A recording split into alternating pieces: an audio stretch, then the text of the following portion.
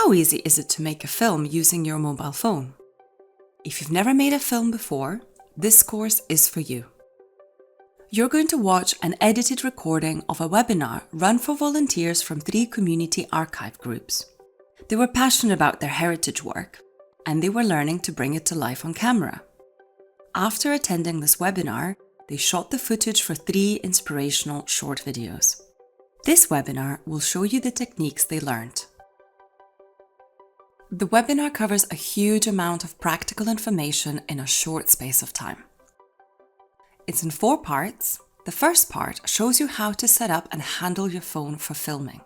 The second part covers the different types of shots, like close-ups and long shots, and when you should use each shot.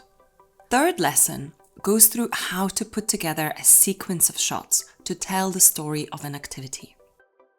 The fourth part shows you how to plan a shoot. We hope you find the webinar as useful as the volunteers did. You've given us some absolutely vital skills that we will definitely use in the future. Just yesterday, I found myself filming something in the archive and automatically following the steps that you that you gave to us. It's the kind of thing you can do yourself. I mean, I was kind of doing some of the filming myself up a mountainside, trying to steady the tripod from blowing over in the wind. That's the whole idea. You can go out with the phone and the gear and do it yourself. It's an easy process. It's straightforward, but have people help. But if need be, you can do it. It's fine. Don't think it's beyond you, because we can do it. We could choose something. We had to have several goes at it, didn't we? As we were out more and more, we started to be able to see our own mistake. If you've got a group of people helping, you need to have one person who is kind of the director. Well, seeing the finished item was amazing, because we'd never imagined getting something like that done. And without this course, we probably wouldn't have the confidence or skills to have a go at it. It was all about, I suppose, getting comfortable with it ourselves and then projecting that comfort to other people. We've really enjoyed it, and I would encourage anyone who's looking to do it to definitely take part. This is the first part of a webinar for community archives about filming on your phone. In this part, a group of volunteers learn how to set up their phones for filming. So let's crack on with how to film on your phone. Get your phones out. Let's go through your settings to make sure that you're filming as high quality footage as you can. New phones shoot in 4K, so it's really large, high resolution, high quality footage. It's really good for photographs, and we recommend to use it for that. But for videos, your phone will really quickly fill up and you will run out of memory space. So we recommend setting your video footage settings to 1080p, or it might be called as HD. If you're using an iPhone, go to your settings, scroll down to the camera icon. At the top, click on Record Video tab and select 1080p HD at 30 fps. If you're using an Android, open the camera app and switch to video mode. Then look for a cog icon or another menu icon to open the settings. Then change the settings to 1080p or HD 30 fps. Another useful thing is turning on the grid. This option should be available in the same video camera settings area on an iPhone and on Android.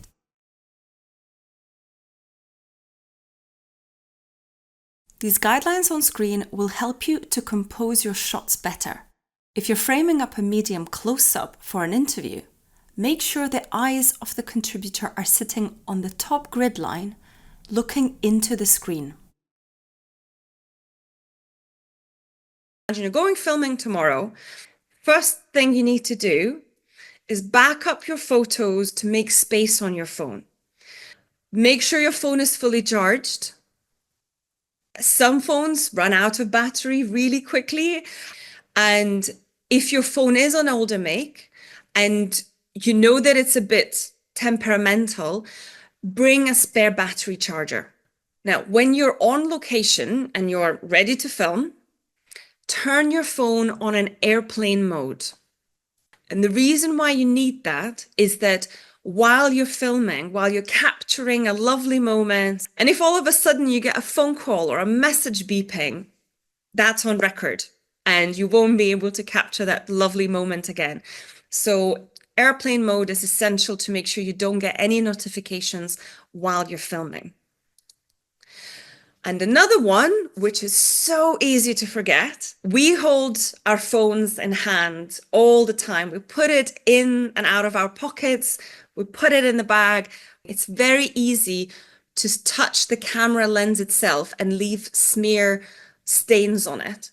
So make sure that you have cleaned your lens, and even on the day while you're filming, get in the habit of just give it another wipe. You can do it just with a corner of your shirt or a jumper. One of the most important things to keep in mind is to always hold your phone horizontal when you film. So we're so used to holding our phone vertical, but for this filming, it's really important to hold it horizontal because the film will be watched on laptops or another form of screen. And so horizontal is the best way for us to fill that screen. And if in the future you create new films and you want to post them on social media channels, etc., keep in mind that some of them have different formats. So for example, TikTok, Instagram, Reels, they like the vertical format. So for them, you would hold the phone vertical. But for this film, always horizontal. Now let's talk about how to make sure that you capture your footage as good as it can be using your phone you already have. So first of all, make sure that you're able to stabilize your shot. You can use a tripod. That's really great for wide shots, big events or trains arriving or ferries leaving, but it can be cumbersome to set up a tripod each time. And you might just want to get quickly that shot because the moment might pass away. So make sure that you are using your body as a tripod. So you hold up your phone and then maybe lean your elbow on a day table or on a bench if you're outside.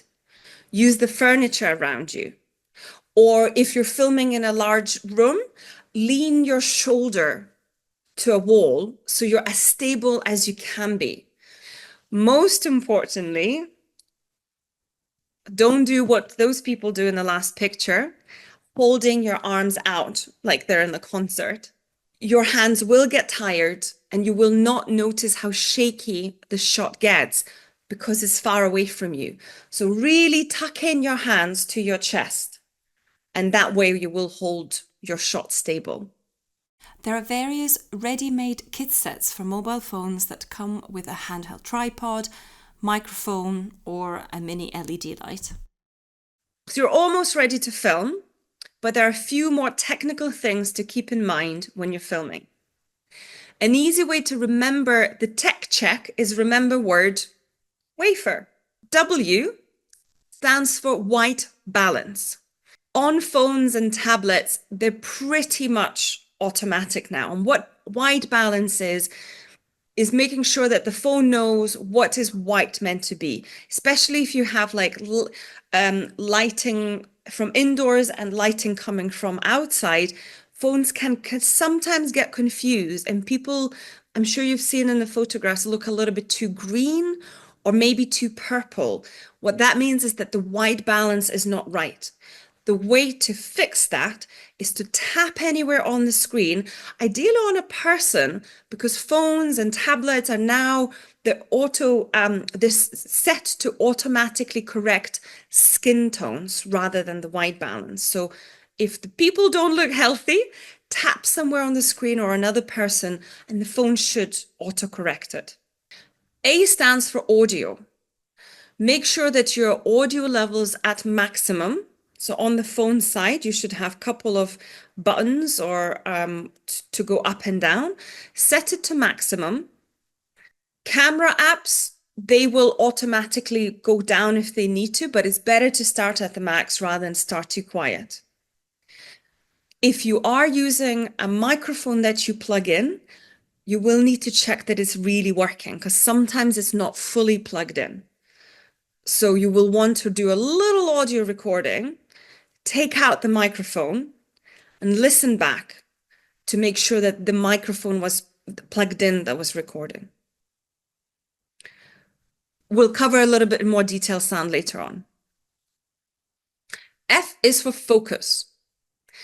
We need to tell the camera what to focus on. Again, phones are now programmed to automatically search for faces. And E stands for exposure, and that's how bright the picture is. So I've got a little clip to show you how to do it on an iPhone as an example. First of all, you want to frame up your shot. Then, to focus on the subject, tap and hold to lock focus on the eyes. That's where we naturally look when someone's speaking. Then adjust the light or exposure to make the shot darker or brighter by moving the slider. I'll tap on the jug in the background to show you how the focus really works. See, the person is now blurry and the jug at the back is in focus. If the person suddenly moves out of the shot and then comes back in, the shot stays locked on the jug and doesn't automatically jump back to the person. Whereas if it's not locked, the focus automatically switches when something new appears in the shot. So to control the shot, you need to tell the camera what you want it to focus on and stay focused on throughout the duration of the clip. And the last one from the WAFER acronym is record. You'd be surprised how possible it is to forget to record. So make sure you're recording, and as you're filming, keep glancing on the phone. Is the red dot pulsating? Is it beeping? Does it look like you're recording? Keep checking. After the training, the volunteers made short promotional films about their community heritage groups. Here's how they got on with using their mobile phones. Just yesterday, I found myself filming something in the archive and automatically following the steps that you that you gave to us. I became conscious that I was doing it. Just simple things like turning the phone horizontally and checking the light levels and things like that. You don't need to be technologically minded to do it. Some people might find it a bit more difficult, but again, I'd say ask people. It's, there's bound to be someone in your group, your team that knows more than you do. But yeah, I found that was straightforward enough. Yeah, and it's. I'd never been aware before that there was a focus button in the centre of a video screen. I'd learned that. And that was the one I often forgot to press. Well, I'd never used my phone on a tripod. Individuals will find that they're learning lots of new things and it'll be individual for each, isn't it? That's the end of this part of the webinar about filming on your phone. Next, you should watch part 2, framing the shots. In this second part of a webinar for community archives about filming on your phone, the volunteers learn about shot sizes, framing, background, and lighting. It's worth learning what the different shot sizes are called because you might be talking with each other about certain shots that you want to do. It helps with communication, and it also really helps with thinking ahead about what you want to film and how you want to film things. First, we've got something called the long shot. So as you can see here on the image, it frames the whole figure of your subject, which can be a person, which can be a thing. And it frames the whole thing, but it places the subject also in relation to their environment and the people around them. So you can see here that man is walking down a street with trees. It really sets the scene. Can somebody tell me what emotion that man is having on his face? I can see it if, you put your glasses on, you went really close. That's exactly what I'm after. So long shots are not very good at telling us what the person or the person that you're depicting, what they're feeling. Long shots are great for showing the background, but not emotions really. So they are, for example, also not used for interviews because in interviews you want to see a person's face, you want to see their mouth moving. So they're really for setting the scene and for showing the background. Next, we have the mid or medium shot.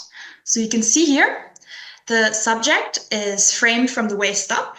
And again, we can see a bit of surroundings, so it relates the subject to the surroundings. But the subject, the man in this photo, is at the absolute center of attention. And here we could also, for example, see if he's gesturing, we can read his body language a little bit. This is generally also not used for an interview because it's, you know, a bit too far away and we see a lot of body and hands. Moving on, we've got the medium close-up. So that frames a subject's head and it cuts off roughly at around the mid-chest. The focus is on the subject and it reveals only very little of their background. And here you can see the facial expression quite well. And so this shot is mostly used for interviews. I would say he looks a bit grumpy here. That's the emotion that I'm seeing. So you will be able to see this shot all over the telly from now on when you look for it. Any interview you see is generally framed exactly in this way. So in the future, if at some point for any films you're shooting, you'll be doing an interview, this is the shot to go for. Moving on, we've got the close-up. So that's when we're really quite close. It frames the subject's face and cuts off at the mid-neck. And the subject fills almost the entire frame. It captures emotions, it captures facial expressions. And it can indicate that something interesting or important has been said. You might capture that sometimes on telly, you have an interview and suddenly you're a bit closer. That's generally because there's a point to be made in what the person has been saying.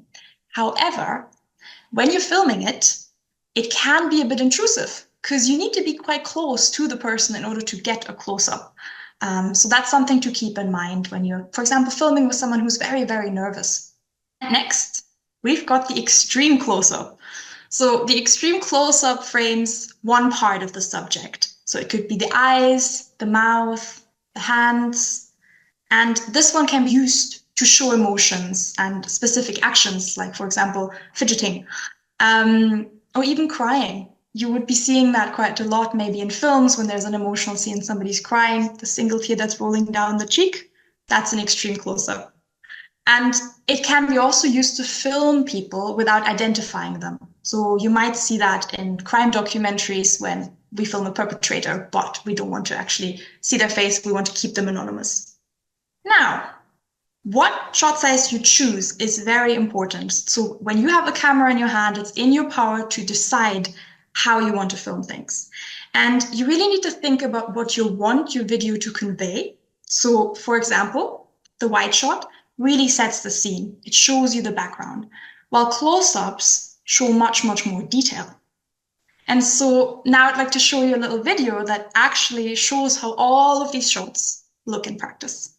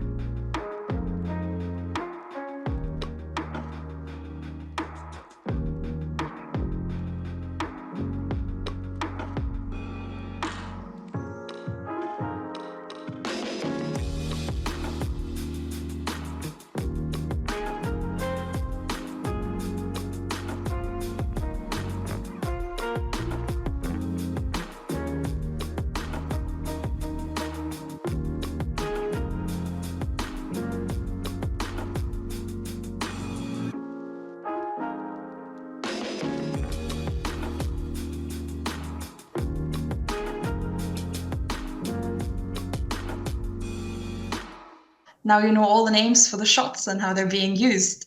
There are a few more things to watch out for when you frame your shot. And some of them may seem obvious, but it's really easy to get them wrong, and mistakes make the shot look very quickly very unprofessional. So one important thing is to always triple check the background. So if you can, it's best to avoid too much clutter in the background. And equally, a plain white wall in the background might be a bit too boring. So have a look around and see how you can frame a shot so there's not much clutter in the background, but also maybe not just a white wall. If you're filming outside, there might be a lamppost or some trees in the background. And in particular, when you're filming people, it might just look like it's growing out of their head. If that happens, just move a little bit to the side and see that it's not too distracting if there's something like that in the background. And most importantly, watch out for distracting signs, adverts, books on shelves, anything with large fonts, because as soon as there's writing on the frame, your eyes will wander to that as a viewer, and we want to avoid that. And keeping all of these things in mind, it's generally best that when you're at location and you've decided what you want to film, go through these things and have a look around and really set up your shot and take time to review it and see how you can avoid these mistakes. And then moving on, a very important part is lighting. So good lighting can really, really change your shot. It can make or break it. You always want to move your subject to the best light. So that could be a person, but for example, if you want to film a photo lying on a table, again, you have to take care that there's enough light to actually illuminate the photo sufficiently. And one golden rule for getting good light is that you never want to shoot a subject against windows. So you don't want the light to be right behind the person's back. So for example, if you are in a common room and you're shooting 3 people having a conversation, if you can move them away from the window towards the other side of the room, that's always best. So you always want to keep the light to the front or the side of the subject. Windows in the back are no good. And tablets, iPads, and phones shoot best in daylight. So the better light you have, the better. So, feels like you have done enough listening from us, and let's get to practice those shots. So let's start with filming people and framing up shot sizes. The exercise is you need to film 5 video clips on your phones. So 1 shot per video clip. So you will shoot 1 wide shot, 1 mid shot, 1 medium, 1 close-up. Make sure that each clip is at least 10 seconds. We need to get in the habit to shoot clips long enough that they're editable in video. This is a big step moving from taking a photograph. We need to set up the shot, film it for 10 seconds. When you're framing the shots, remember to think about headroom, triple check the background. When you frame up the shot, tap on the screen where the person's eyes are, tap and hold to lock the focus on the person.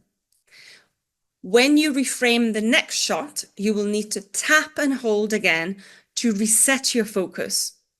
So in each shot, frame up, tap and hold to focus, shoot for 10 seconds, reframe, and continue. After the training, the volunteers made short promotional films about their community heritage groups. Here's how they got on with using the different kinds of shots. The thing I remember most, would you believe, is panning the camera, which is something I'd never done before.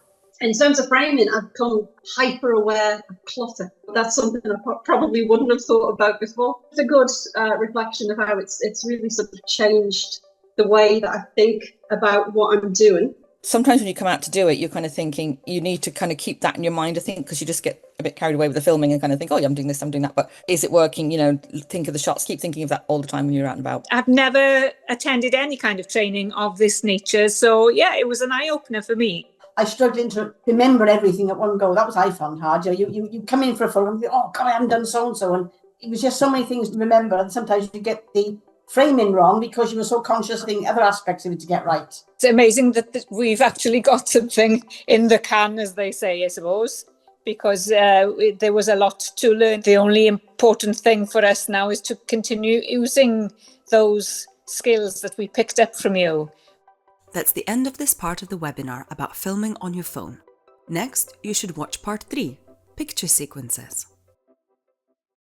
In this part of the webinar for community archives about filming on your phone, the volunteers learn to put together a sequence of shots that tell a story in pictures. At the end, you'll hear how they use this skill to bring to life their heritage projects. The power of films is really that we can splice together videos and audio, and we can tell a story in pictures, not just in words. It's an audiovisual medium, and so what you show is really just as important as what you say. So for example, if one of the volunteers in the interviews mentioned, it's so exciting when you hold a railway cap from the 1950s in your hand, to see that excitement in an image, that's much better than just to hear it. Or even better, we hear it and we see it. So it's a good way of thinking about trying to capture pictures that really convey something. And videos, aka shots, are generally edited together into a sequence. And the aim is to really tell a visual narrative, so to tell a little story almost. When you think about pictures, really think about pictures at every stage of this process. So plan the shoot before you go on location. Think what will be happening there, what people, the viewer, might be interested to see in this place. And are there specific people you really want to have in the film? And will you maybe be needing specific props? And what could people do in front of the camera to tell the story best? So you all are volunteering for community archives. So what is it in those spaces and outside of those spaces that really show what your group does and can capture people's imagination? While you're filming, and while you have all these ideas about, okay, these are the pictures, these are the shots that I want to get, stay open to changes. So something charming might happen, and that might be really worth documenting. So for example, maybe Hillary Hiddith, you're filming right now at a church and a neighbor is walking past and actually saying, oh yeah, actually I got married at this church too. That would be possibly really worthwhile capturing. Now, after the shoot, it's really important that you also review your footage and with a critical eye. So what you've done now, looking at your own footage with a critical eye, you can do that after every shoot as well. And then you can really look at, are the shots as good as they can be? Did you maybe miss something, or did you forget to film something? And then you can go back and pick up on that. So it's really about planning and envisioning in images what you want to capture. As you're filming, think about what are the most striking things that you can capture and frame those shots as best as you can. So they might actually become really attention-grabbing opening shots. So right now, I'm, for example, thinking about Bear Island. It's a very, very beautiful island, a very, I think, unusual place for most of us to see.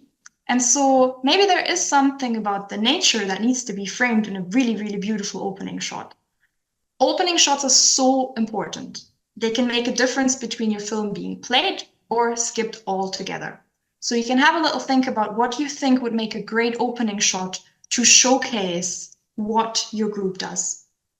As Isa explained to us that film is constructed from lots of visual sequences, let's delve into how do we shoot that sequence? In the industry, in the news, in the TV, in corporate, our goal is to shoot a 5-shot sequence. And what that means is you film 5 things per action. If you shoot those 5 shots, it means you can create a very long sequence while talking for as long as you want, and it's still engaging. It's a dream world. We don't always get to do it. Of course, you sometimes only get to grab 2 or 3 shots if you're lucky. But the aim is 5, and I will tell you why. So, for example, here, We want to shoot hands. What is that person doing? We want to film face. Who is the person doing the action? Let's say someone's polishing some brass handles on a train. We also want that wide shot to establish our place, to know where the setting is. Is it rural? Is it busy? Is it very quiet? Is it full of volunteers? We also want to do shot of over the shoulder. And over the shoulder tells a perspective of the person we're filming. So we saw what the person was doing with their hands. We saw who is the person. We always are very interested in looking at people's faces. We saw where they are in the wide shot. We see what they're doing, how focused they are at doing something with their hands. And then we want to open up a possibility for a fifth shot. I call it the jazzy shot. Okay, and here's a clip explaining how those 5 shots work together to create a sequence. To film a 5-shot sequence, start by framing up on your subject's hands. This will allow your viewer to see what the person is doing. A shot of the face, usually a close-up or a medium close-up, lets the viewer see who the story is about. Move back from your subject to film a wide shot, which will show where your subject is and their surroundings.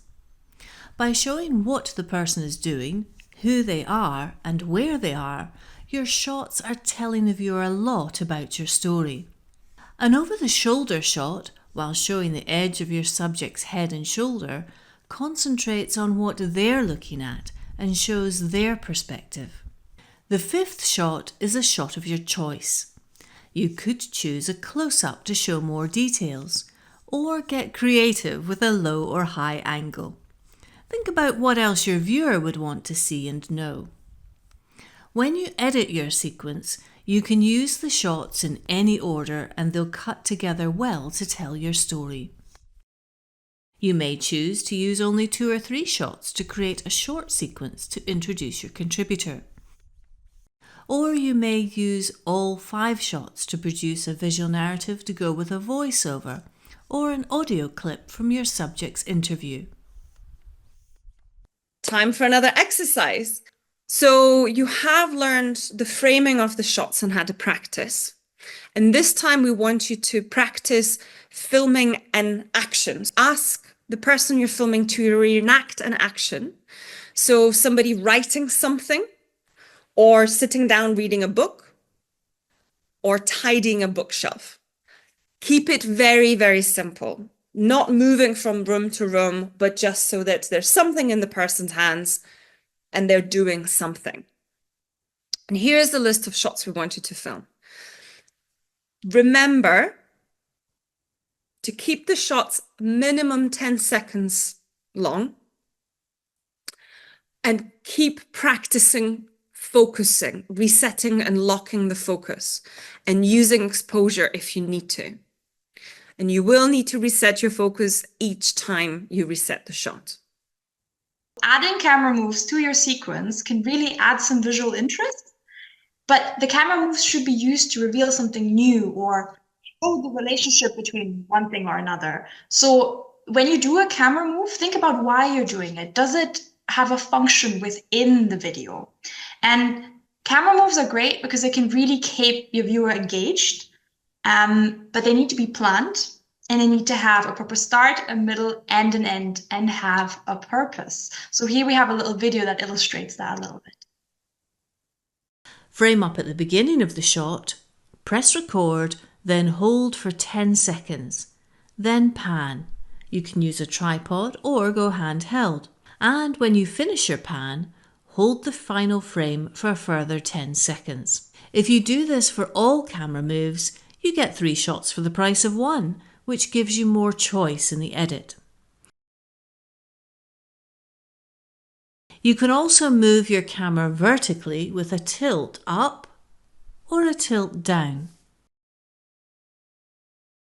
When it comes to a zoom in or a pull out, while you can do it on your phone digitally by pinching your fingers in and out on your screen, you will lose picture quality.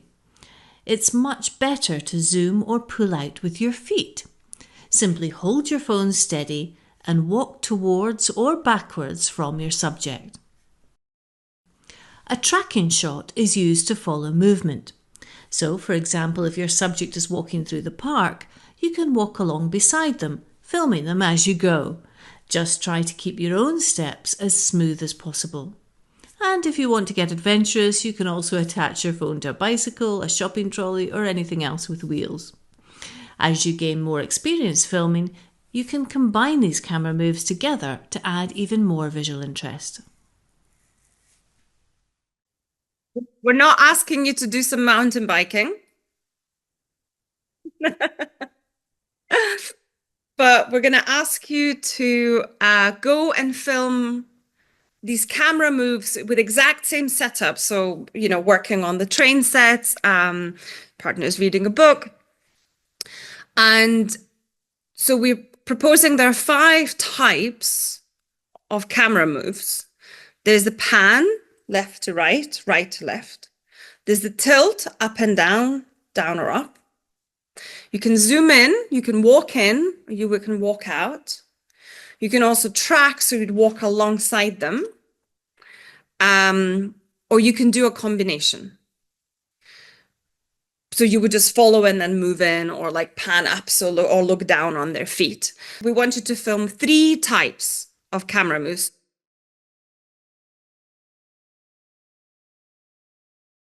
And finally, we have one more video for you to watch about crossing the line or 180-degree rule. When you're filming, you need to be aware of what's known as the 180-degree rule. Imagine an invisible line running between 2 people talking to one another. You can film from any point on one side of the line, and one person will always be looking left to right, and the other person will always be looking right to left. But if you were to film from the other side of the line, the person who was looking left to right would now be looking right to left, and the person who was looking right to left would now be looking left to right. Your subjects should always face one another. If you film from the other side of the line and then edit shots together from those opposite sides, your subjects would be facing the same way, which would confuse the viewer. The 180-degree rule doesn't just apply to filming conversations. It applies to any visual sequence. In this example, the line of action is between the cyclist and the tyre pump. So when you move behind that line to the other side of the bicycle, you've crossed the line. So remember to draw your imaginary line and stay on the same side. After the training, the volunteers made short promotional films about their community heritage groups. Here's how they got on with picture sequences. I think as a concept, it made perfect sense, but actually doing it was quite difficult. Perhaps we could have practiced a wee bit more before we went onto the shoot. I think even before you even start filming, just kind of look around, taking your surroundings, just, is there anything happening? A couple of times when I was out filming, we had roadworks going on in the islands. I didn't want big trucks going past. They're up and down today. You might hear them actually outside here. Take a few minutes to think before you start filming. For me, actually doing the filming, I wouldn't call it enjoyable. I would say it was too stressful. Forgot to center focus it, forgot to move backwards, or forgot to do this. And we got to do it again. There were so many things to think of when you're setting up camera angles and focus and background noise. There were shadows that you had to watch. Obviously your finger in front of the camera. It's a big learning curve for people of our age, isn't it?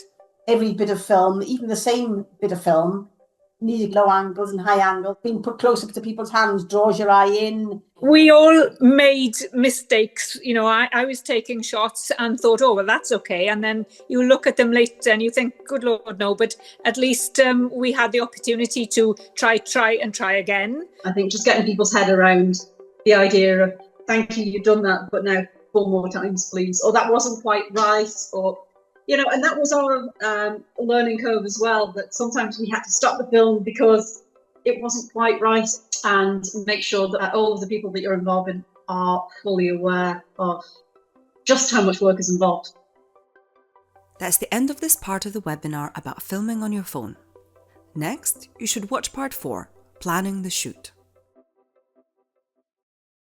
In this final part of a training webinar for community archives about filming on your phone, volunteers learn how to plan a shoot. Before you start planning on what to film, I actually really want you to take a step back and think about the film in itself, but think about your organization and what makes it special. And what do you think you can capture that really shows that? So close your eyes and think of your organization. Think of the community archives that you're creating. And I'll ask you a few questions. What activities represent what you do best within your group? What activities represent what the volunteers do and what your group's really, really about? Have a little think. And then what would you like audiences to see? What would you really like to show them about your group that might get them excited? Because this film is all about getting people interested in volunteering for community archives like yours. The next one would be, what are the awe moments in your volunteering? So that's all about emotion. So what are the moments that maybe you as a volunteer feel are emotional within the work that you do? Is it maybe when you uncover a photo of someone and you show it to them? Or is it when you see maybe young people, young volunteers working with older volunteers who've been there for a very long time? What are the kind of emotional moments that an audience could really relate to and feel touched by?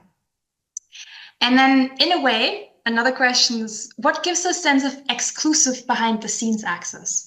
So, for example, I'm thinking, the Museum of National Railways, you have, I think, a huge archive that might not be publicly accessible for everyone, or at least not everyone might stroll into it. So that's quite an exclusive thing. So you can think about how, what activities can be captured in that space that get audience really, really engaged. So now that you're thinking back on the activities of your organizations, I would like to ask you to come up with 3 visual scenes, activities that represent what your organization does best.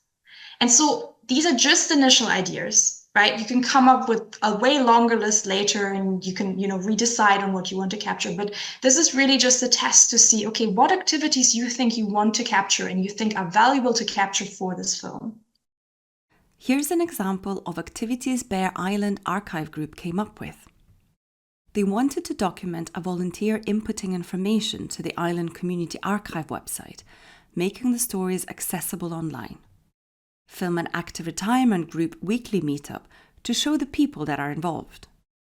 They also wanted to show people in scenic views of Bear Island, as the fact that it's a small rural island plays a big role in their daily lives. When we're planning the shoot, we amend our shoot template as much as we need to, because every shoot is different, locations are different, maybe there's going to be a lot of interview and talking and action, or sometimes we need to get shots of lots of different static things. But starting from here is we need to think about, who are we filming? So is it just the volunteers?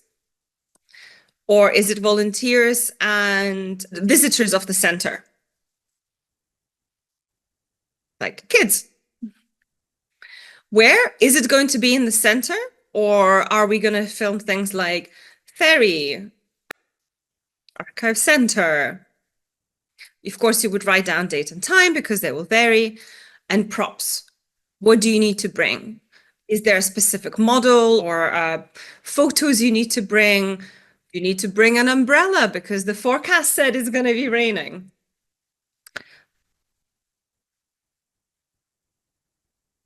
Once you filled in the very basics, we then start writing up, what are we planning to film?